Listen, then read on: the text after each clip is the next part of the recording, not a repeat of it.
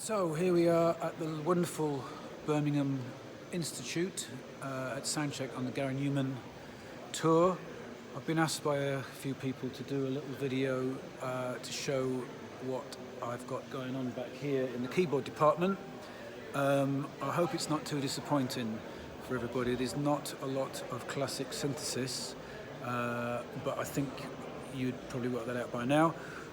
So let's get on it. First of all, over here, there's Gary's Access Virus, his trusty keyboard. He plays that quite a lot during the set. And then coming over here to my side, I have got my Access Virus. A lovely fan sent us a load of fantastic sounds a few years ago, and we use a load of those and a lot of the internals and a load of things that we've programmed ourselves in there. So that is the mainstay of what we use, to be honest. Also in this rack we've got a couple of cymatics, which are the new playback things that we use. They're linked to each other, so this one's the master, this plays the set. If for any reason that has a problem, it immediately switches to that, and that takes over. There shouldn't be any mess-ups like we have had in the past. Underneath there's a couple of motor interfaces. That's the one for the keyboards. That is a spare. Over here there is a Mac, which used to be the playback Mac. It's now just the software for the cymatics. You do all the work in here, you put your set together, you decide where it all goes, what the gaps are between everything, and that plays the loops and the sound beds that we use on the show. There. Over here is main stage, which is basically a keyboard rig come studio in a laptop.